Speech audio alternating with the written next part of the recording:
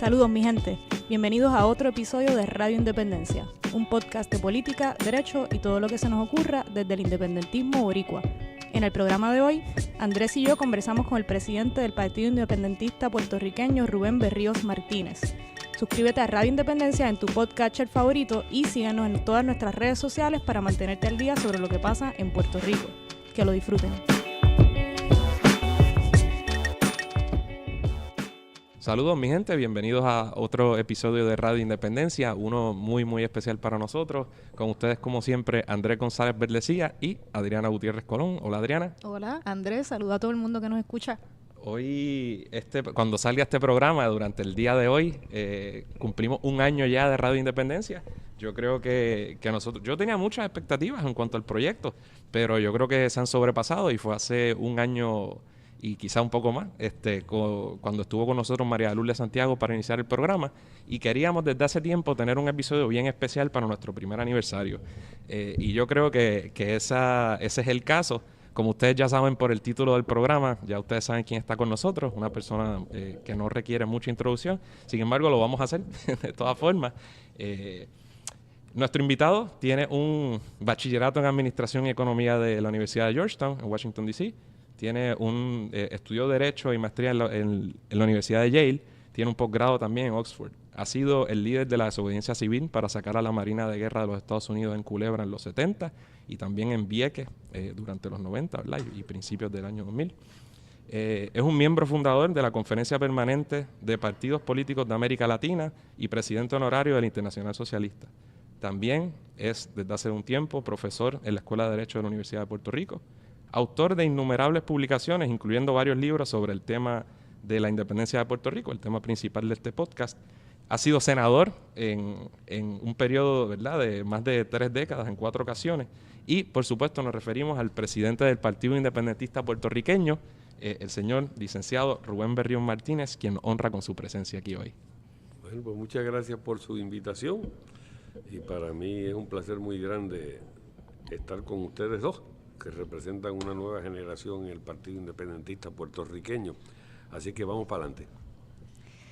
Bueno, como el propósito principal, me parece, de esta entrevista es, en parte, conocerlo mejor como persona y que los que nos escuchan y las que nos escuchan lo conozcan mejor como persona y no tan solo como una figura política, pues nos gustaría empezar hablando sobre su niñez y su juventud. Sabemos que usted nació en Aybonito, así que la pregunta clásica, ¿cómo fue su niñez allí en Aybonito? Bueno, yo creo que mi niñez fue determinante en la trayectoria de toda mi vida, igual que me imagino que sucede con la mayoría de la gente, ¿verdad? Yo me crié en Aybonito y estuve allí hasta 4º grado. Mi familia, por parte de mi padre, proviene de Barranquitas, que es un pueblo colindante con Aybonito. Los de mi mamá son de Aybonito. Por los Berríos todos son de cepa unionista, liberal, popular. Por mi mamá son todos de cepa republicana. Lo primero que tengo que decir es que en mi familia no había ningún independentista ni por un lado ni Eso por es una otro. de las preguntas que le íbamos a hacer. Y obviamente pues yo me crié conociendo gente buena del Partido Popular y del Partido Estadista Republicano. No solamente entre mi familia, sino entre mis amistades y mis compañeros de estudio. Yo estuve en la escuela elemental en Aybonito hasta 4º grado. Y de ahí, pues, mi papá y mi mamá se trasladaron a San Juan cuando mi hermana menor, que en paz descanse, Cándida Rosa, Tita, empezaba en su primer grado. En esa época también, otro factor determinante para mudarnos a San Juan, por lo menos estimo yo que fue así, es que el Colegio San Ignacio estaba por empezar en Puerto Rico. La familia de mi mamá siempre han sido muy católicos y obviamente si los jesuitas iban a instaurar aquí una escuela para jóvenes, para hombres en aquel entonces, todavía creo que es de hombres. Pues ellos querían que yo empezara en San Ignacio.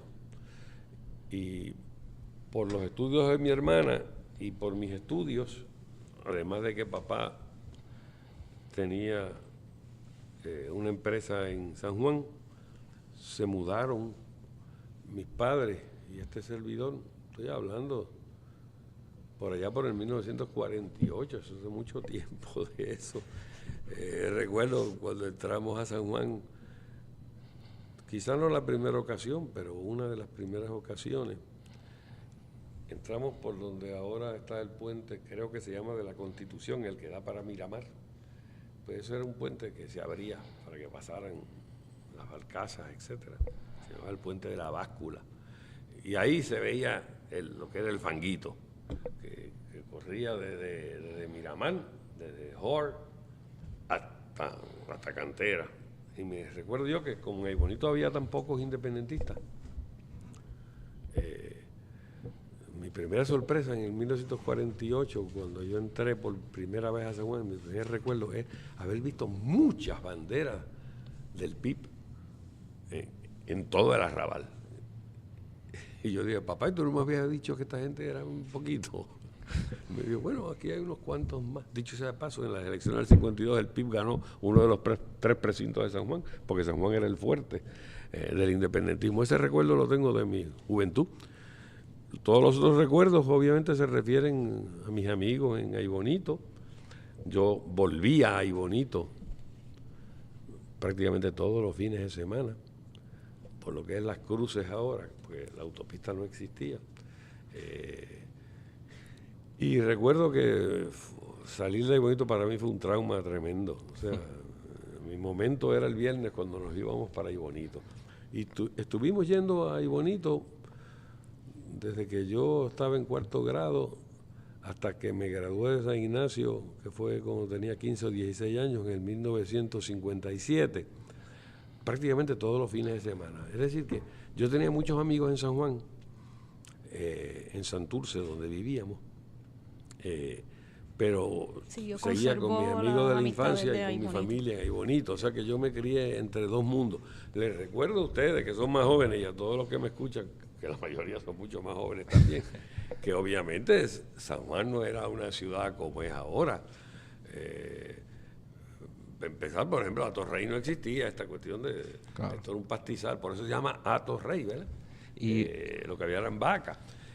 Y Santurce era un pueblo, y Puerta de Tierra y San Juan ni hablarlo, o sea que era una ciudad de provincia, clásica provincia latinoamericana.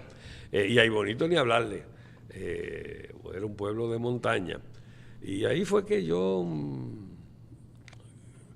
me formé, o sea, entre Aibonito y San Juan. ¿Y su interés por la política? ¿Cuándo surge? ¿Cómo?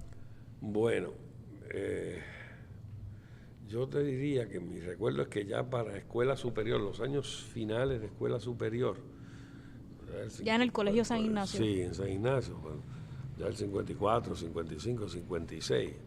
Y cuando me gradué definitivamente ya yo era independentista. No me pregunten que por qué me hice independentista, porque eso es bien difícil de explicar, pero sí. Una vez a don Gilberto le preguntaron, oiga, y si el partido, y si aquí no hubiera un partido independentista y no se pudiera ser independentista, ¿qué usted sería? Y don Gilberto, ¿qué le pasaría a usted? Y don Gilberto dijo, bueno, me moriría de la vergüenza. Pues, muy grande. Es algo, hay algo muy íntimo, porque uno quiere mandar en la propia casa, ¿verdad? Pero ya cuando yo comenzó a ver las injusticias o la situación, a conocer, tuvo que ver eso, pero después pues uno confunde lo que uno lee después y lo que uno piensa después con ese momento. Pero en la intimidad yo creo que es un impulso básicamente ético de humanidad. ¿Por qué razón uno no puede mandar en la casa de uno? Es lo primero. Y segundo, ¿y por qué tiene que haber injusticias entre los seres humanos? O sea que mis tendencias hacia la independencia y hacia lo que podríamos llamarle hoy en día modernamente la socialdemocracia o el socialismo democrático, son muy tempranas en mí. A eso se ata a lo que yo le puedo adjudicar una razón más objetiva, y es que yo tuve la dicha de tener en el Colegio San Ignacio a muchos profesores jesuitas latinoamericanos, particularmente cubanos y mexicanos. Y esa gente me orientó a mí en la latinoamericanidad. Yo creo que eso es importante, o sea, el uno sentirse que uno es parte de una patria más grande, de que los poetas colombianos y mexicanos y cubanos son también poetas nuestros y viceversa. Yo creo que eso ayudó a concretar mi conciencia de latinoamericanidad antes de yo graduarme de escuela superior. Qué bueno que diga eso, porque quería precisamente traer a colación ese punto. La educación jesuita, es verdad, muchas veces es de gran calidad en toda América Latina y ha jugado un rol fundamental precisamente en eso que usted señala. Una vez sale del Colegio San Ignacio, también va a unas grandes universidades, ¿verdad? Va a Georgetown, va a Yale, tiene la oportunidad de estar en Oxford. ¿Puede decirnos o recordar qué estaba pasando quizá políticamente? Y si usted militaba políticamente en algún grupo para esa época. Sí, ahora voy a eso. El ir a Georgetown no es de casualidad. Georgetown es una universidad jesuita también. Es decir, que los jesuitas que estaban allí, cuando yo demostré interés en estudiar, pues obviamente me orientaron y llegar a Georgetown no fue una casualidad. A Yale fui después y a Oxford fui después, pero a Georgetown había una corriente de que fuera madurando mis conocimientos, y estoy seguro que los sacerdotes jesuitas perdón, de San Ignacio tuvieron que ver con eso. Pero antes de pasar a tu pregunta, tengo un recuerdo también político del 1950 en mi mente grabado, que entonces no lo comprendí en su magnitud. Yo escuché por radio la toma de la barbería en Barrio Obrero, donde un solo barbero, Vidal Santiago, resistió a prácticamente un batallón de la Guardia Nacional. Y eso lo transmitieron por radio, y yo recuerdo eso. Vuelvo a repetir, no sé si es la conciencia después la que me hace volver, pero sí lo recuerdo. De los pocos asuntos que yo recuerdo, por ahí en 1948, 50, cuando era apenas un nene, esa pugna nacionalista, ese hecho histórico. Y por supuesto, también debo decir que en mi familia pues nadie simpatizaba con eso, ¿verdad? Y recuerdo también ya, yo en escuela superior, mis constantes debates, o no encontronazos, con mi padre, cuando yo le hablaba de la independencia, y él decía que nos íbamos a morir de hambre, que se podía ser puertorriqueño, pero mantenerse como estábamos, o sea, el clásico discurso popular, ¿verdad?, de aquella época. Pero ya yo recuerdo ciertos encontronazos suaves y dulces con mi padre, pero constantes. Pero constantes. Vamos ahora a la pregunta tuya. ¿Me la repites otra vez? Sí, le decía que ¿verdad? Tuvo la oportunidad de estar presente en algunos de los centros educativos más importantes del mundo y precisamente para ver qué estaba pasando políticamente en aquella época y si usted militaba o si se centró más exclusivamente en sus estudios. Ya yo cuando llegué a Georgetown, pues estamos hablando, yo llegué a Georgetown en 1957. Eso es en plena Guerra Fría, ¿verdad? Pero ya en Georgetown, no me preguntes cómo ni cómo, porque no recuerdo mucho cómo se hizo, pero yo sé que yo organicé en Georgetown un grupo de los estudiantes puertorriqueños que se llamaba el Frente Independentista Cristiano. Obviamente, era claro el porqué, ¿verdad? Pues cristiano porque creía en los valores sociales de la iglesia, etcétera. Independentista porque ya era independentista, y no voy a mencionar nombres porque no quiero hacerle pasar vergüenza a los hijos o a algunos de los que están vivos, que todos eran miembros del Frente Independentista Cristiano y que después se hicieron populares casi todos. Y no vale la pena mencionarlo, pero sí había un grupo ya, 8, 10, 12 personas que eran más o menos la gran mayoría de los boricuas que estábamos en Georgetown, que nos nucleamos alrededor de la idea de la independencia. Y o sea que ya yo tenía un interés político en la independencia y en una organización, y entonces recuerdo sí como si fuera ahora que cuando venían los veranos en Puerto Rico, pues ya papá, con más respeto a mis ideas, y eso se lo tengo que agradecer, insistió en que yo conociera a don Gilberto Concepción de Gracia, a través de un amigo que él tenía, que se llamaba José Antonio Ortiz, que era dueño de una soda, unos refrescos que se llamaban Mambrú, y papá era dueño de unos refrescos que se llamaban La Pal, PAL, y se conocían a través de eso. Y yo me imagino que papá, pensando, ¿por qué él quería que yo conociera a don Gilberto? Porque me dijo que don Gilberto era una persona muy seria, etcétera. Como en aquel momento estaba empezando lo de la Revolución Cubana, etcétera, pues él me imagino que quería que yo conociera a don Gilberto porque él sabía que don Gilberto sí simpatizaba con los principios de la Revolución Cubana, de independencia, etcétera, pero las nuevas tendencias dentro de Cuba, ¿verdad? Hacia un socialismo, como decían, realista en aquella época, que obviamente pues era lo que se llamaba el comunismo. Me imagino. Quiso canalizarlo a través del PIB. Sí, que él va a canalizar a este muchacho en una cosa que no se me mete en esto porque me lo van a meter a la cárcel o algo así, se me va a convertir en un comunista. O sea que quizás en la mente de papá, que era un hombre muy inteligente, estaba esa idea de que don Gilberto era una persona para él muy respetable. Y por supuesto, le recuerdo que el PIB en esa época era un partido que había sido perseguido, que siempre mantuvo una integridad patriótica inamovible. O sea, que estamos hablando bien de principios de los 60 sí, bien al 60, principio. Sí, claro. ya, es más, 58, 59, 60, pues. Cuando yo conocí a don Gilberto, yo me imagino que por allá por el 60, fue en una vacación, porque yo estaba estudiando todavía y venía solamente en las Navidades y en el verano, y ya conocí a don Gilberto, pero no me integré a nada porque yo estaba en un verano nada más aquí. Sí me integré un poco más tarde, ya para las elecciones del 1960, yo recuerdo estar llamando por teléfono a ver cómo fue el resultado de las elecciones del PIB, etcétera.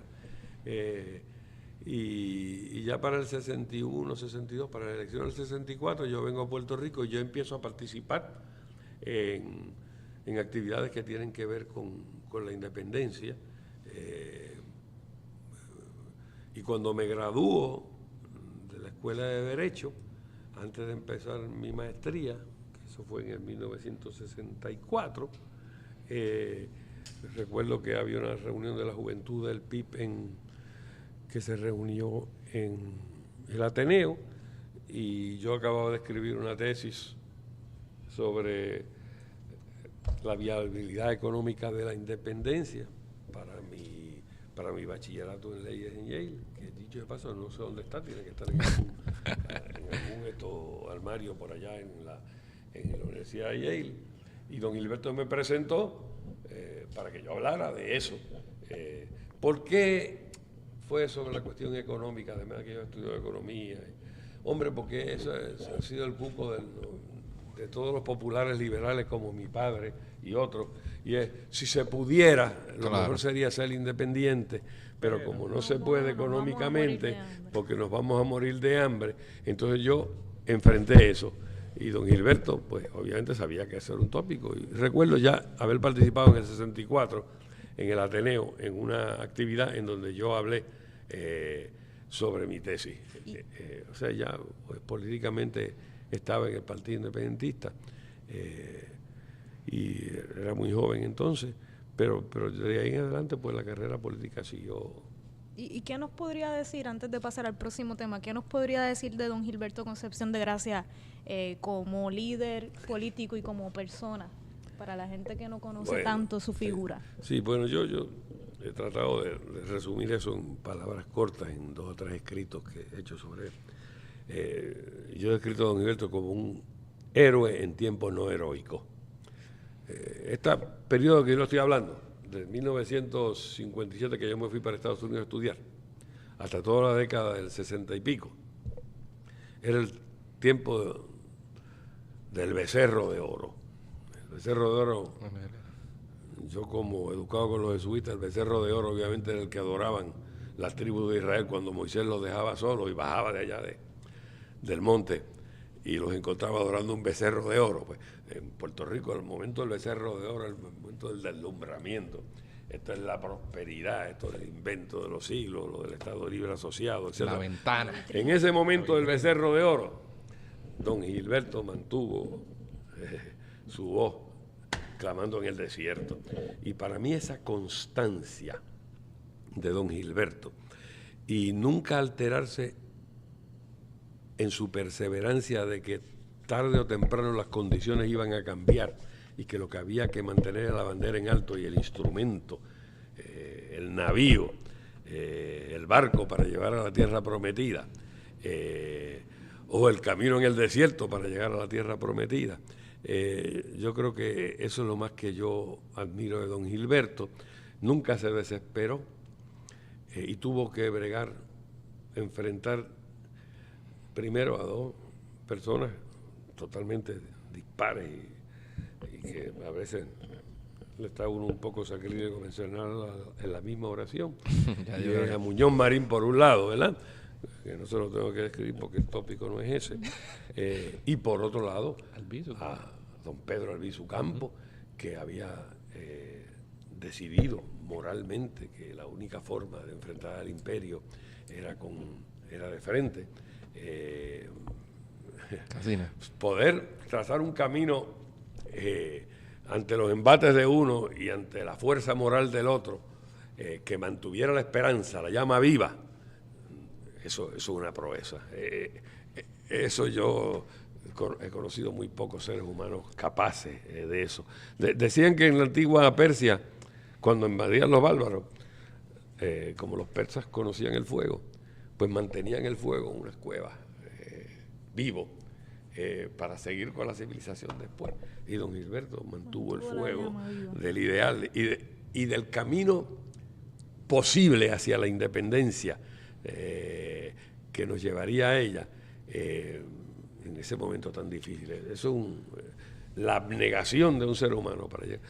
Don Gilberto era un santo civil, un héroe en tiempos no heroicos, uno de los hombres menos reconocidos en la historia de Puerto Rico, al cual en el futuro le tenemos que levantar la más grande de las estatuas. Y Rubén, ahora que mencionó esta dinámica entre Albizu y Gilberto Concepción de Gracia, ¿cree que es una comparación justa hablar de, por ejemplo, Malcolm X y Martin Luther King? ¿O es algo, esa relación entre uno y otro?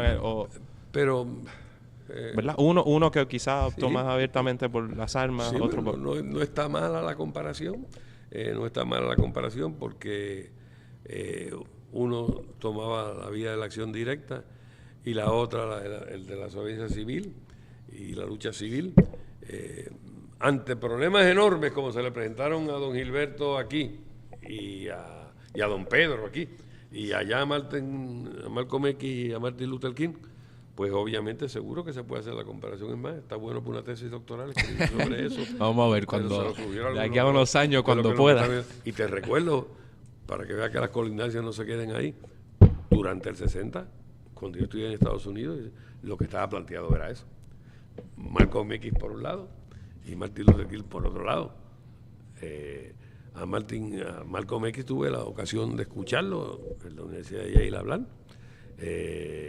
Y a Martin Luther King, pues en toda su epopeya lo seguí y participé en marchas. O sea, que allá se planteaba algo regular en cuanto a estrategia de táctica. Claro que sí. No es irracional ni lógico que hombres y mujeres decentes y honestos y honrados y patriotas discrepen en cuanto a los métodos para llegar a un fin, ¿verdad? Y por eso hay que respetar a los que lo hacen de buena fe.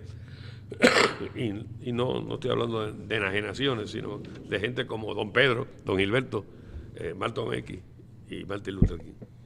Bueno, Entonces, ahorita habló un poco de la llama, ¿verdad? De esa labor que trataba de hacer Gilberto Concepción de Gracia. Y un poco así yo veo la labor que hace el PIB.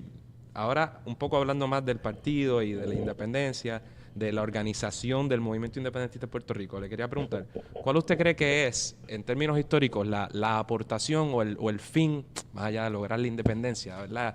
Del partido? Pero no sé si puede hablar un poco del rol que ha jugado, de la gran aportación que haya hecho el partido durante todo Mire, este yo creo que, vuelvo a repetirte, el responsable mayor de don Gilberto, que lo mantuvo en los tiempos más difíciles, ¿verdad? En los tiempos de la persecución y misericordia, en los tiempos de negarse los empleos a los independentistas, y en los tiempos de la propaganda masiva a nivel internacional, de no tener aliados a nivel internacional, aislados, nadie en la América Latina, nada más que uno de otra figura individual, apoyaba la lucha. Esos son los tiempos borrascosos, los más difíciles. Obviamente quedaba un sustrato grande de independentismo desde tiempos de Betances en Puerto Rico y entonces el Partido Popular particularmente se encargó de atacar la psiquis de los puertorriqueños y se incrementó el proceso colonizador en la mente y eso lo hizo, eso era un obstáculo de otra naturaleza. El rol del independentismo para mí en los últimos, de don Gilberto hasta hoy, ha sido mantener el barco a flote. Y ante las tormentas, pues viene la tormenta, pues entonces tú coges y vas a la vela y las coses otra vez, las surces, y sigues remando todo el tiempo. Y la corriente en contra, y la tormenta una tras otra, y sigue. O sea, mantener el barco a flote y con la proa dirigida hacia la independencia, ese es el gran haber del independentismo. Por eso es que nos respetan tanto en otros sitios del mundo, dicho sea de paso. Fidel me dijo una vez, la única lucha, me acuerdo, después de Vieques, la única lucha más difícil que la de Puerto Rico, y yo creo que la de ustedes es más difícil, es la Palestina. Yo creo que la de ustedes es más difícil. ¿Cómo ustedes han hecho eso de Vieques? Me preguntó. Antes de llegar o sea que tenemos que sentirnos bien orgullosos de nuestra lucha, aunque todavía no hemos alcanzado la mayoría electoral. Rubén, antes de, ahora que estamos hablando, ¿verdad?, del asunto internacional, quiero adelantar una pregunta. El PIB ha hecho mucho a través de los años por tratar de estrechar esos lazos con la comunidad internacional. Continuamente el PIB y el independentismo en general acude a la ONU, al Comité de Descolonización, el PIB en la COPAL, el Internacional Socialista, todo lo que hubo en Vieques, el Congreso por Independencia en Panamá, una fecha más cercana. Usted, preparándonos para esta entrevista, un poco hemos visto las reuniones con gente. Usted estuvo en la toma de posición de Allende, ¿verdad? Sí. Ha habido reuniones con el rey Juan Carlos, o sea, a tratar de visibilizar internacionalmente el asunto de Puerto Rico. ¿Cree que hoy hay más apoyo o al menos entendimiento de la situación colonial de Puerto Rico que en épocas anteriores? Sí, yo creo que sin duda alguna. O sea, esa lucha la empezaron don Pedro y don Gilberto, dicho sea de paso. Lo que pasa es que las circunstancias eran otras, ¿verdad? Pero en esta etapa post-1970, abrirnos a la lucha internacional se dio en gran medida al esfuerzo de José Francisco Peña Gómez, que tantas puertas nos abrió, y obviamente a la lucha de un mexicano que se llama Gustavo Carvajal Moreno, que ya falleció, que era presidente del PIB y fundador de la COPAL. Recientemente falleció, ¿no? Sí, muy recientemente. Eran mis hermanos, ambos. Y ellos estuvieron muchos años abriéndonos puertas. Había que abrir una puerta, y esa fue la gran lucha que se dio de 1970 al 77, que incluyera a gente que no eran adversarios de los Estados Unidos en la Guerra Fría. Porque obviamente los adversarios de la Guerra Fría, algunos por principio, como siempre, que no tiene que ver absolutamente nada con la Revolución Cubana, en el sentido de que antes de la Revolución Cubana, no solamente Fidel, sino el pueblo cubano apoyó la independencia de Puerto Rico. Pero casi todos los amigos de ese lado eran amigos por razón de que eran enemigos de los Estados Unidos. No porque eran amigos por principios libertarios latinoamericanos, vamos a ponerlo así, ¿bien? Y nosotros, al incluir nuestra gestión en la COPAL y en la Internacional Socialista, pues abrimos el apoyo de partidos, de docenas de partidos y de países cuando estuvieron en el poder también nos ayudaron. Por ejemplo, aquí estuvo, muy poca gente lo sabe, el primer ministro de Francia, Lionel Jospin, cuando era secretario de Relaciones Exteriores en una Asamblea General del PIB en San Juan.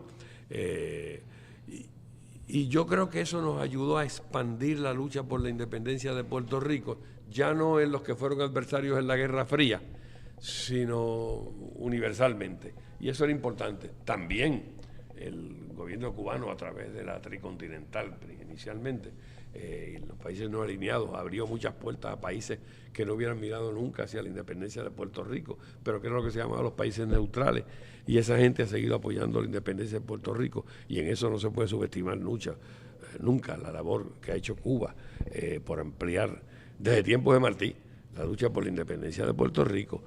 Dicho de paso, cuando yo fui a ver al senador Moynihan, que se convirtió indirectamente en un aliado de nuestra descolonización, aunque mucha gente no lo sepa, que era un gran intelectual americano, me dijo: yo comprendo la lucha de ustedes perfectamente, yo soy de extracción irlandesa, lo que yo no entiendo es por qué ustedes van al gobierno comunista de Cuba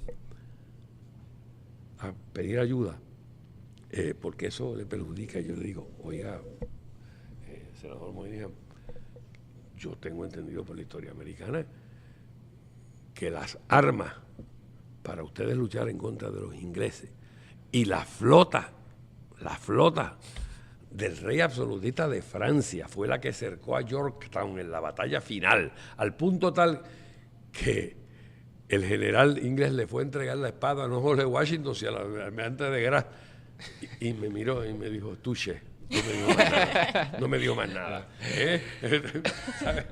Obviamente, mismo, como usted me... Pero recuerdo, y es una cosa interesante, que el senador Moynihan es el mismo que después que yo escribo un artículo en el Washington Post, se para en el Senado americano y da un discurso y dice: voy a radicar ante ustedes este artículo que apareció en el Washington Post, que se llama Lituania, Puerto Rico, Lituania in Reverse, que la tesis es que eso de la estadidad es un imposible para los Estados Unidos, desde el punto de vista americano, desde el punto de vista puertorriqueño, y dijo: porque los puertorriqueños tienen que saber, esto está en el récord del Senado, uno de los libros míos está copiado, los puertorriqueños tienen que saber que si quieren ser un Estado se tienen que convertir en americanos, tienen que dejar de ser puertorriqueños. Eso son palabras del senador Moynihan. O sea que fíjate tú cómo es la vida, no solamente se abrió en el mundo entero un apoyo, sino en el propio Estados Unidos hubo gente de mucho peso que veía con simpatía. Dicho de paso, aprovecho para decir una cosa, para que no se equivoque nadie. Hay unos en Estados Unidos ahora que se dicen socialistas o socialdemócratas o de izquierda y creen que lo más grande que le puede pasar a Puerto Rico es convertirse en un Estado de la Unión Americana. Y ese tema teníamos que tocarlo. Extraordinario que crean eso. Eso surge, primero, el problema de Puerto Rico no es un problema de derechos civiles, claro, es un problema de derechos nacionales. Y surge, sin que ellos se den cuenta, porque no son racistas en Estados Unidos, del racismo. Lo más grande que yo puedo concebir para otro de otro país es que sea igual que yo. Exacto. Y ese es el colmo del racismo. Dicho de paso, cosa que, por ejemplo, el compañero de prisión mía en la cárcel, que es uno de los líderes negros más prominentes en Estados Unidos, sabe que no es así. Y no está con Jesse ese Jackson, grupo. ¿okay? No, Jesse Jackson no. Se me escapa el nombre. El reverendo Al Sharpton. Está claro en eso, pero tuvo un mes en la cárcel para poder explicárselo bien. O sea, porque la tendencia natural es, esto es un problema como el de los negros, un problema como el de los indios, un problema como el de las minorías. Ese es el planteamiento anexionista aquí. O sea, sí pienso yo, y me gustaría saber su parecer, sí podrían ser aliados los sectores más progresistas norteamericanos, siempre y cuando tengan bien claro eso. Hombre, seguro. Y debemos, no es que debemos obviar esa realidad, que sigue siendo progreso. Y lo entienden. Fácil, sí. Y lo entienden, de pronto tú se lo explicas, pero hay que explicárselo bien. porque lo más liberal suena, no, pues no, tienen esto, Claro. no, si esto... Voto presidencial y congresista Así y mismo resolvemos es, la pues, descolonización. pero eso lo están diciendo algunos supuestamente de izquierda en Estados Unidos. ¿Y aquí? Sí, seguro, no, aquí eso viene de Santiago Iglesias Pantín, dicho de paso, eso no es nuevo aquí, pero lo están diciendo aquí. Ha revivido. Lo que hay que explicarle a los americanos que la estadidad es como tirar una gotita de agua en un baldo de agua. Y nosotros no queremos eso, porque nosotros tenemos nuestra personalidad, somos latinoamericanos y tenemos un derecho nacional a mandarnos a nosotros mismos. Y ellos lo entienden porque ellos se parecían más a los ingleses que lo que nosotros nos parecemos a los americanos y lucharon por su independencia. O sea que se le puede explicar, pero hay que enfrentar ese problema. Y además de los esfuerzos para expandir la lucha por la independencia a nivel internacional, el Partido Independentista puertorriqueño ha estado a la vanguardia de muchísimas luchas progresistas, luchas en favor para proteger el ambiente, para proteger los derechos de la mujer, de los trabajadores. ¿Usted cree que la gente reconoce esto? Vamos a empezar por decirte que aquí, desde don Gilberto, la independencia es un valor en sí mismo, que es lo que nos diferencia de los que tienen sus dudas por ahí y se pasan dando vueltas, ¿no? La independencia es un valor en sí mismo. La independencia tiene un valor en sí mismo. Esa es la raigambre nacionalista, albisuista de Betance, de Diego, en el Partido Independentista y de don Gilberto. Pero la independencia también nos abre las puertas para la justicia, ¿bien? Para los más necesitados. Y esa lucha hay que empezarla desde ahora. Y eso es la pregunta que tú te refieres. Yo creo que mucha gente reconoce en Puerto Rico eso. Y eso refleja en gran medida, por ejemplo, los votos que el partido recibe de gente, aunque todavía no estén dispuestos a la independencia, de gente que sabe que los independentistas no nos vendemos, que no hay precio para comprarnos, que vamos a estar siempre a favor de los más desposeídos, de los más necesitados, de los más marginados. Y yo creo que eso es esencia del Partido Independentista también. Es decir, la socialdemocracia o el socialismo democrático, como se le quiera llamar, y la independencia son inseparables en el Partido Independentista. Rubén, un poco una pregunta más, digamos, de organización, como, ¿verdad? Como líder de un partido y de un partido político y de Liberación Nacional. Mucha gente puede, ¿verdad?, criticar y decir yo haría esto de tal forma o hay que hacer tal cosa, pero ¿cuán complejo es bregar con un partido como el PIB en un Puerto Rico como Puerto Rico y donde precisamente puede haber choques desde la izquierda por argumentar quizá que no, hay que optar por el marxismo-leninismo hace un tiempo o llamarle al progresismo hoy? Otros podrían decir no, tenemos que hacer un partido más estrictamente nacionalista, otros obviar el estatus por completo y vamos a luchar por los derechos de X grupo o el ambiente. ¿Cuán complejo es mantener una organización política de esa naturaleza y mantener una cohesión siendo una postura minoritaria? Es bien difícil. Ahora, vamos a sacar los últimos de la categoría. O sea, una cosa es los que dicen vamos a luchar porque mejore la cuestión social y que no tiene que ver nada con el estatus. Esos no son independentistas. Esos son populares o populares que votan por el PNP. O sea, porque si no hay que bregar con el problema de mandarnos a nosotros mismos, eso no tiene un valor en sí mismo y se pueden resolver los problemas ahora. Primero la realidad lo desmiente, pero eso ya se sale del independentismo. Claro. El problema es con los otros, los que son independentistas, pero tienen distintas formas. Vuelvo a repetirte, yo voy a asumir que la buena fe existe en todos y que hay distintas tendencias y ha habido distintas tendencias. Ahora, lo primero que hay que hacer es colindancia entre la palabra y la acción. Yo me acuerdo de unas primeras lecciones que me dieron a mí en política. Y les voy a mencionar a la persona porque fue mi hermano y ya no está con nosotros, murió hace unos meses. El ex juez Jorge Segarra Olivero. Una vez yo me excité mucho en una tribuna, en un discurso, no sé cuál, y no sé lo que dije. Y cuando me bajé, estaba empezando la política, me dijo, Rubén, te voy a dar un consejo, ¿me permite? Y yo, hombre, ¿cómo no? Tú eres 4 años mayor que yo. Y me dijo, mira, tienes que tener mucho cuidado con lo que dices. ¿Qué tú quieres decir? Me dice, no fue que dijiste nada hoy, pero te vi en una onda que puede desembocar. Y el día que tú digas que mañana vas a coger la fortaleza a tiro, tienes que ir a cogerla a tiro, porque si no eres un charlatán.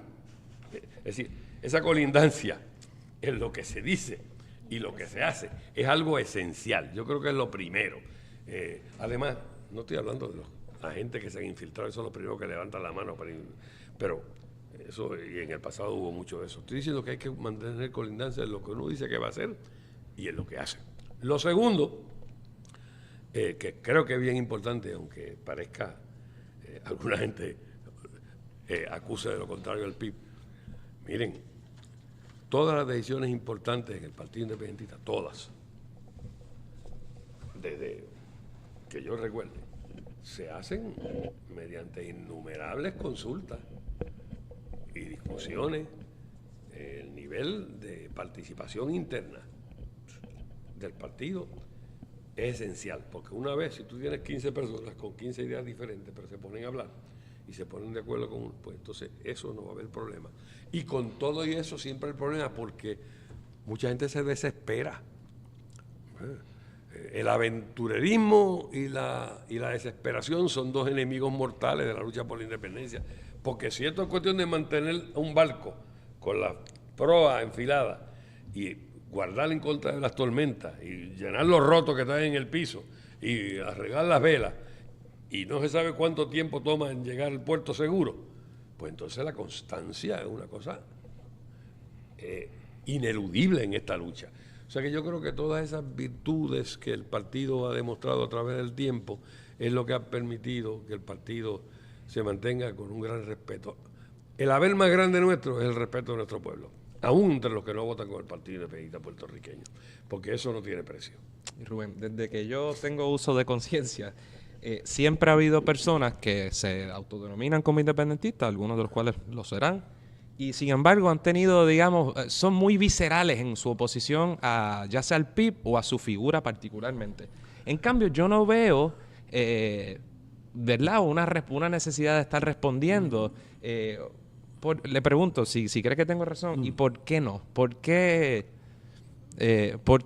verdad, no vemos quizá, no lo vemos a ustedes respondiéndole a gente que esa misma postura contra unos ataques que hay personas que cogen un micrófono en la radio puertorriqueña y o sea, gozan, es una experiencia orgásmica criticar a Rubén Berríos Martínez. ¿Cree que tengo razón? ¿Y por qué no, o me corrige, yo no escucho a los líderes pipiolos igualmente entrando en ese tipo de, digamos, pelea pequeña? Estoy riendo porque no quiero insultar a nadie, pero palabras de burro no llegan al cielo. Lo que quiero decir con eso, bendito, ¿qué uno va a hacer? O sea, usted no tiene mansiones en Florida, ni... Ay, bendito. Hay gente que critica, por ejemplo, a un líder del Partido Popular porque se reúne conmigo, imagínate. Y yo no creo en eso, yo no creo en contestar ese tipo y nunca he atacado personalmente, ni a los adversarios que son de la misma ideología. Adversarios no, sino los que discrepan de mí aunque sean de la misma ideología, o los adversarios políticos, no, eso no es lo mío. Te digo un chiste que se lo diría a mi nieto si me dijera, bueno, me dijeron tal cosa, yo le diría, pues no conteste que palabras de burro no llegan al cielo, o podría decirle, qué sé yo, los rayos caen en las palmas reales, no en los batatales. Esto, obviamente... esa frase pipiola. Sí. Entonces, yo creo que eso hay que dejarlo pasar. Mi consejo mi consejo públicamente. Obviamente no te va a dejar que en una esquina, en una plaza, alguien te diga una cosa sin tú explicarle o contestarle, pero eso no es lo mío. O sea que me siento orgulloso de eso. ¿Y por qué atacan? Yo no sé por qué atacan, por impotencia, en el sentido no contra mí, sino porque no tienen otra cosa que decir. Sí, no sé, están desesperados. Y a veces parece tan injusto porque ciertamente criticar es más que válido y de eso es que uno aprende. Ahora bien, si uno lee o escucha aisladamente algunas expresiones que se emiten en cuanto al PIB, uno pensaría que aquí hay otro sector independentista o progresista boyante y que el PIB es el obstáculo, la piedra que ha imposibilitado el progreso, ya sea material o el desarrollo del independentismo en Puerto Rico, cuando un poco hay que decir la realidad objetiva, cualquier indicio medible indica que con nuestras virtudes y deficiencias es la organización que ha sobrevivido y la más grande dentro de un independentismo que ciertamente es minoritario. Sí, y entonces, pues, por eso a veces no entiendo. Yo tampoco entiendo. Ahora hay algo curioso en eso. Ahora no, pero en el pasado, mucha de la gente que atacó más al PIB terminó siendo popular o PNP. O sea, se empieza por ahí, se sigue patinando y no se para uno hasta que se escocota, como decía don Pedro Albizu Campos. Otra gente es que, bueno, si tú sabes tanto, echa para adelante, crea lo tuyo. ¿Cuántas organizaciones aquí se han creado? No hay problema y respeta a los otros. O sea que nosotros, yo creo que la sensatez del pipiolismo, del independentismo, es muy respetada. Y aún la gente que discrepa de nosotros o que nos ha atacado vehementemente, si están de buena fe, a la larga, poco a poco van poniéndose un poquito más mansos. Bueno, y antes de pasar un poco a los temas, ¿verdad?, o a la actualidad de lo que está pasando con nuestra situación, promesa, la Junta, etcétera, no podemos terminar este programa sin hablar sobre Vieques y la importancia que tuvo su figura y la figura del Partido Independentista puertorriqueño en la lucha para sacar a la Marina de Vieques. Además que para nosotros, para Andrés y para mí, hablo por mí, pero me atrevo a hablar por Andrés también, mientras crecimos en la lucha para sacar la Marina de Vieques, nos impactó y nos tocó bastante de cerca en nuestro crecimiento, nuestro desarrollo de conciencia política y social sobre lo que está pasando en Puerto Rico, nuestra situación colonial. ¿Qué usted nos puede decir de cómo usted recuerda aquellos eventos en Vieques? Sí, yo te voy a decir eso, pero antes le voy a decir una cosa, y obviamente en lo más mínimo, en desorden de lo que tú acabas de decir.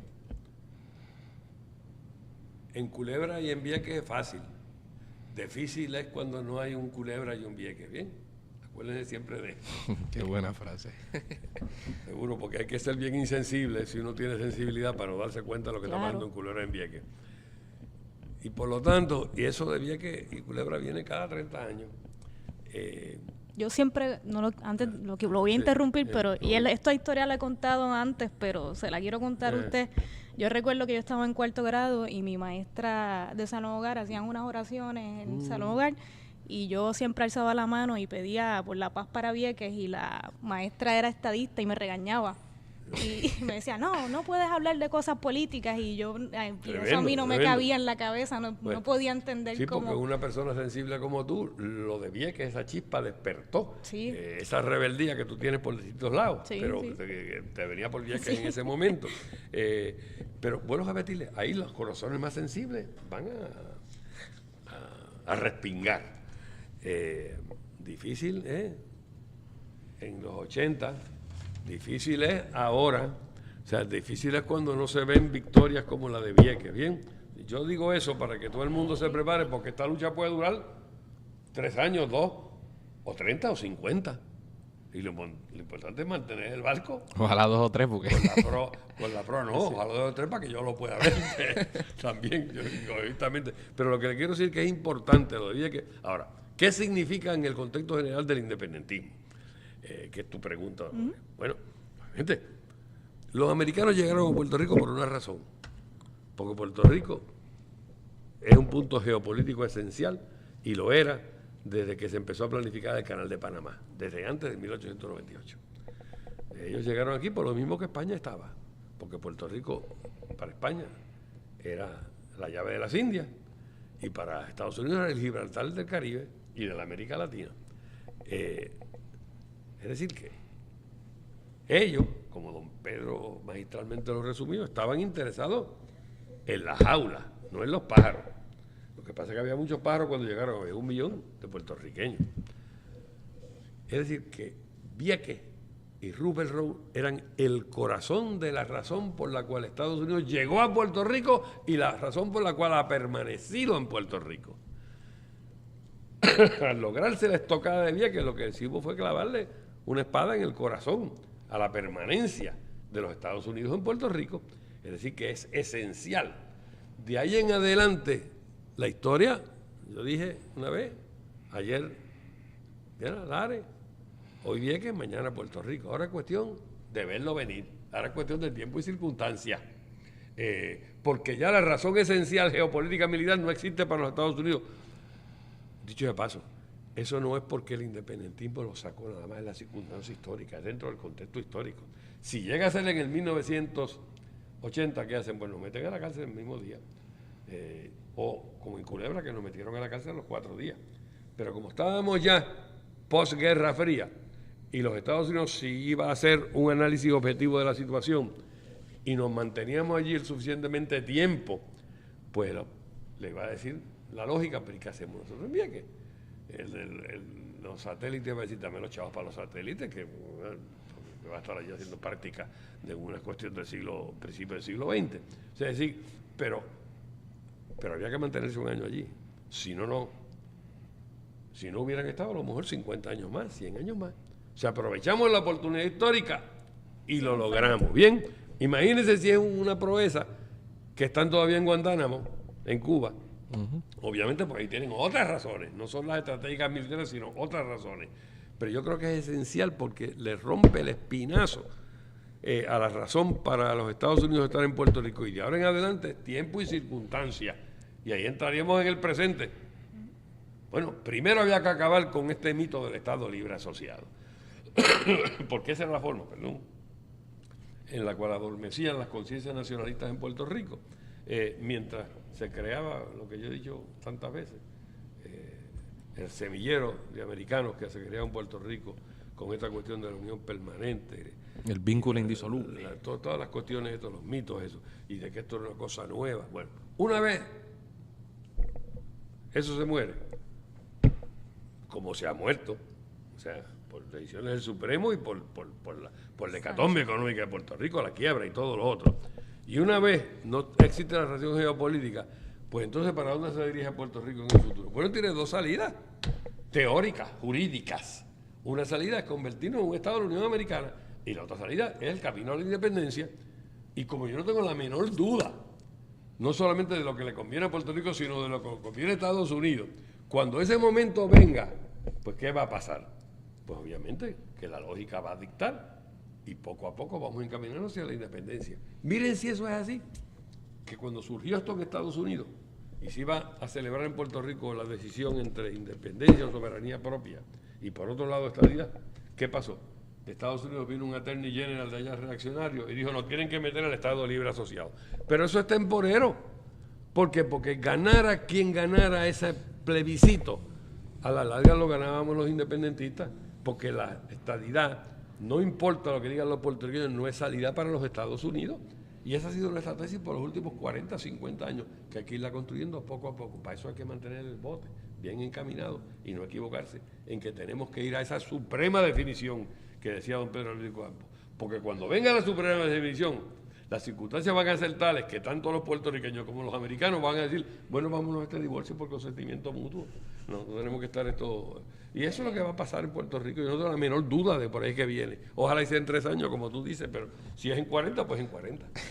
Y entonces, ya que estábamos hablando de cosas recientes y cómo un poco se ha desenmascarado la ficción de Lela, sin embargo, claro, como los independentistas estamos en minoría, se escucha poco, te lo dije, pero en gran medida, ¿es esto una reivindicación de lo que ha dicho por décadas exclusivamente el independentismo? En el sentido de que, mira, ¿verdad? O sea, en 2016 solamente, y lo he dicho muchas veces a través de este año en este programa, con la decisión de Sánchez Valle, que los populares abrieron los ojos y muchos PNP, algo que los otros como puertorriqueños, pero si le hemos dicho toda la vida. Así es. Y lo mismo, la promesa, cosa que por supuesto que hemos dicho que podría suceder bajo la cláusula territorial, la imposición de una junta de control fiscal.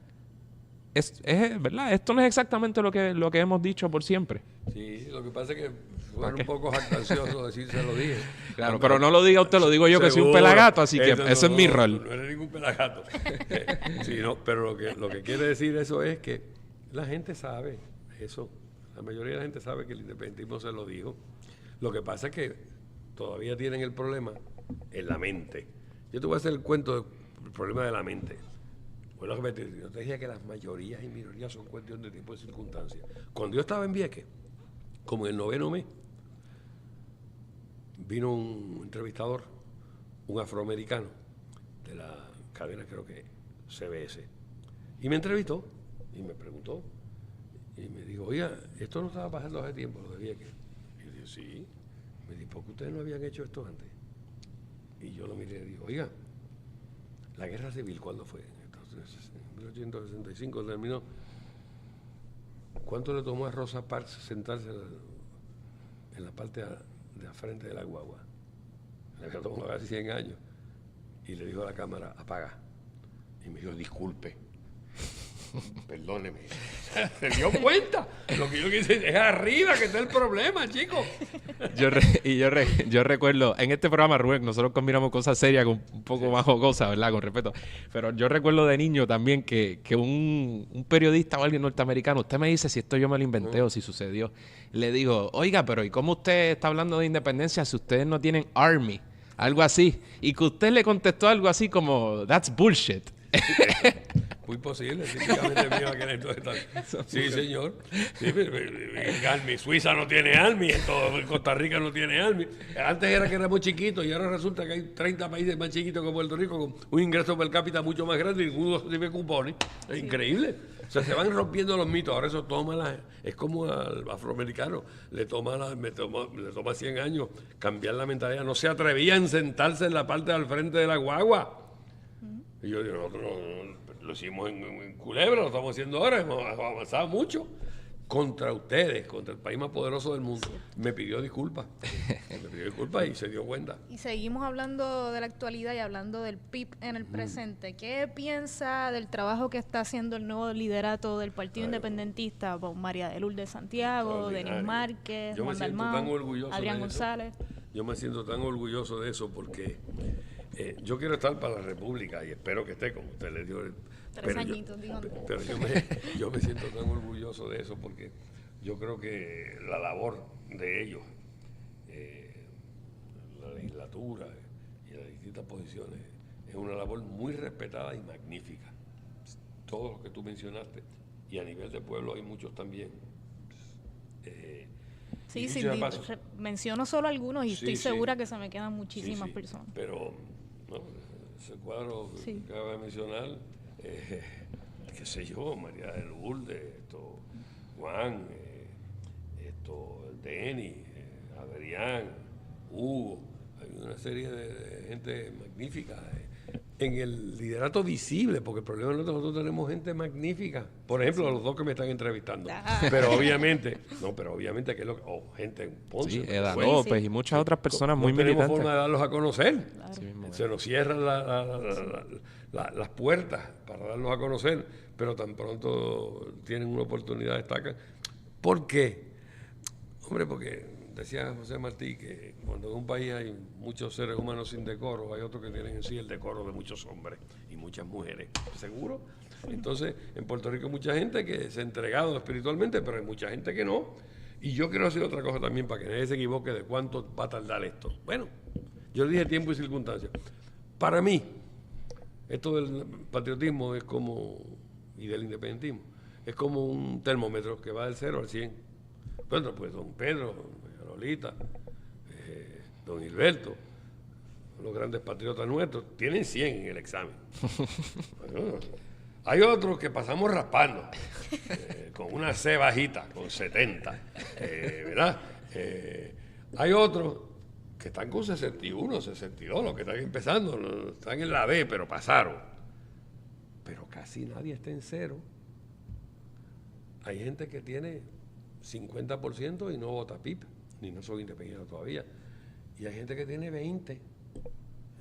Depende de las circunstancias, mañana pueden tener 35. Y es bueno ver los puertorriqueños así. El otro día le explicaba a mis nietos eso, porque me preguntaron un señor en el rincón que vino a saludarme, me dijo, yo lo respeto tanto, que yo sé ni qué. Y por algo que dijo yo me di cuenta que no era independentista y me dijeron, ¿es el partido? Y yo dije, no es el partido. Me explicó, ¿por qué dice eso? Y yo le expliqué esto del 0 al 100 y me lo entendieron. Y lo digo así porque aunque no son nietos míos los que están escuchando, es bueno que los independentistas sepan eso y por lo tanto, a menos que haya una contradicción demasiado grande, nunca veas en otro puertorriqueño a alguien que no sea un potencial independentista. Si lo rascas un poquito y lo empujas un poquito y se da las circunstancias un poquito, olvídense ustedes, o sea, y eso es así. O sea, hay muchos en los 50 y en los 60 y que los tenemos al borde de pasar con D. Los 61. Obviamente ninguno de nosotros va a llegar a los de Don Rita, Don Pedro, ¿verdad? Rafaelito Cancel, esto está bien, Don Gilberto, pero podemos aspirar a sacar 80. Y los otros que pasen con 61. Ir superándonos. Así mismo. Bueno, Rubén, estamos acabando. Yo nunca he escondido, ¿verdad?, la admiración que siento por usted y por figuras como usted. Y yo, cuando chamaquito, yo lo que quería hacer era Rubén Berrío. Eso era lo que yo quería y veía qué estaba haciendo y dónde había estudiado y qué había hecho. Esa era mi meta. Y yo, ¿verdad?, he dicho que quizá, ¿verdad?, en la segunda mitad del siglo XX y luego de Don Pedro, quizá en todo el siglo XX, usted debe ser, sin mucha duda, quizá la figura independentista más importante que haya dado Puerto Rico. Obviamente, yo discrepo de ti, pero obviamente, de lo que más yo me siento orgulloso es la perseverancia. Uno de los libros míos empieza con una cita de Bolívar: Dios concede la victoria a la constancia. Y mi consejo es que sean perseverantes, que no se den por vencidos nunca, que en esto va a haber sube y baja, pero ustedes, por ejemplo, que están que son jóvenes, la única satisfacción que me queda a mí es que yo toda la noche me acuesto tranquilo. Por otras cosas me acuesto bien intranquilo, pero son cosas personales, ¿verdad? Pero en cuanto a la cuestión de la patria, yo tranquilito toda la noche me voy a la cama. ¿Y cómo le gustaría que lo recordasen usted en el momento en que, ¿verdad?, ya no esté con nosotros? Como de todas las luchas que usted ha tenido, quizás se podría decirle, pues aquel gran líder de Vieques, su discurso en Culebra es muy famoso, donde dijo aquella frase, me corrige, ¿verdad?, violar la ley del imperio es cumplir la ley de la patria. ¿Cómo le gustaría que lo recordasen a usted? A mí me gustaría que Puerto Rico fuera independiente y que nadie me recordara. Eso sería, o sea, si tú me dijeras hoy que nadie te recordara y que Puerto Rico fuera independiente, yo te diría sí. Vamos al bono. ¿Vamos al qué? Al bono. ¿Qué es eso del bono? Ya, el bono. El bono. Nosotros el bono. en Radio Independencia, una vez terminamos ¿verdad?, lo más, digamos, lo más serio, nos gusta terminar con algunas preguntas un poco que no tengan que ver tanto de política o algo un poquito. Y otra pregunta clásica del bono es, ¿qué hace Rubén Berrío en su tiempo libre? En mi tiempo libre. Cuenta, es una cosa. Primero me tomé la primera vacación en muchos años, que me fui con mis 5 nietos a una playa en Rincón. Y yo soy de Bonito y las playas no son pero después del año en Vieques yo no quiero saber de playa. O sea que mi sacrificio lo hago bueno, estoy bastante, y yo lo que hago en mi tiempo libre es leer. Y hay 2 o 3 programas buenos de PBS que la dan de vez en cuando en televisión, ¿sabes? Pero eso es lo que hago. Voy poco al cine, pero leer es lo que hago. Entonces, Rubén, volviendo a Vieques, cuando usted escuchaba, por ejemplo, esa parodia que hacían de usted, que se fue muy famosa, ¿la recuerda? Que era, yo creo que de No te duermas. ¿Qué le parecía eso? ¿Usted se reía? ¿Le parecía una ofensa o qué? No, pues sí, fíjate, yo me reía siempre. Además que yo en eso soy bien, estoy consciente de los efectos políticos y sabía que eso pegaba en el pueblo. Pegaba. Y que a mucha gente que no oía otros programas sabía que estábamos en la lucha de Vieques por eso. O sea que lo agradecía también. Pero qué curioso, era chistoso, yo tengo que admitir que yo me reía. Sin embargo, yo no tenía esa percepción de usted como, ¿verdad?, como mal hablado, como lo hacen en el personaje. Usted no era un... No, es que yo no soy así. Por eso que de dónde salió ese cuento me cago en eso jamás. No, acuérdate que yo me crié ahí bonito, tú sabes, y con los jesuitas, pero no, yo no, en eso no. Ahora, yo sí soy una cosa que a lo mejor ustedes no conocen. O sea, a mí los chistes y la broma, por ejemplo, quizá para sorpresa de ustedes, de los tipos más geniales en chistes en Puerto Rico y en comentarios, se llama Fernando Martín García. Entonces, yo casi todos mis amigos y yo hacemos chistes de todo tipo, pero no con malas palabras. Increíble que casi termináramos el programa sin hablar de Fernando Martín. Aprovecho, ¿nos puede decir algo de él? ¿Qué piensa? Yo creo que yo lo he escuchado a usted hablar, ¿verdad?, muy bien de Fernando Martín y casi hablar de él como si fuera una especie de arquitecto intelectual o un consigliere suyo o algo por el estilo. Bueno, mira, el presidente de Panamá, que es nuestro amigo, mi amigo de la independencia, pero el expresidente del Partido Rico, me dijo a mí una vez que él no conocía a una persona políticamente más capaz de Fernando Martín, que él daría lo que no tiene por tener una persona así al lado de él. Pero Fernando no solamente es que probablemente el conocedor de la historia de Puerto Rico más acucioso que yo conozco, sino que Fernando sabe de todo. Y además de eso, en la sencillez ni te hablo. Da vergüenza cuando uno ve cómo es Fernando Martín personalmente. Le da vergüenza a uno, con los lujos de uno, que tampoco uno está, pero, ¿sabes? Porque Fernando vive con una sencillez, una frugalidad. Él es un estoico, es un monje en ese sentido, pero no pierde su sentido del humor, sus conocimientos vastísimos. Fernando es mi hermano, obviamente Fernando es mi hermano y obviamente intelectualmente yo te diría que de todos los profesores que yo he tenido, el más efecto que ha tenido en mi formación es desde que yo estoy con Fernando. Me ha ayudado tanto y tanto que yo no puedo jamás estarle agradecido por lo que ha hecho por mi persona, además de por la independencia, que va sin decirse. Pues yo creo que eso es todo. Estamos muy agradecidos, personalmente honrados ambos, y muy alegres de que podamos haber celebrado nuestro primer aniversario con usted aquí presente. Habrá otras sorpresas que anunciaremos posteriormente en julio, pero ¿verdad? Nuestro agradecimiento no solo por venir aquí, sino por el ejemplo que ha dado y por ¿verdad? De perseverancia y constancia por esta lucha, teniendo todas las oportunidades del mundo para dedicar su vida a lo que le diera la gana, muchas veces en un país que desafortunadamente a veces no lo aprecia como lo apreciamos nosotros o como lo apreciarían muchos pueblos de este planeta. Así que le queremos agradecer por todo eso. Agradecer a ustedes dos, los felicito. María Lourdes me había hablado luces del programa. Le voy a decir una cosa, yo no sé por qué lo voy a decir. Será porque algo de algún sitio. Las dos virtudes más grandes en la política es la perseverancia para la libertad. Son la piedad y la compasión. Quien no tiene piedad y compasión no se merece el reino de los cielos, si es que ese reino de los cielos está esperando. ¿Bien? Muchas gracias. Gracias. Eso es todo por hoy. Esperamos que les haya gustado el programa. Agradecemos nuevamente al licenciado Rubén Berrión Martínez por estar con nosotros. Recuerden suscribirse a Radio Independencia en su podcatcher favorito y seguirnos en todas nuestras redes sociales para mantenerse al día sobre lo que pasa en Puerto Rico. Hasta la próxima.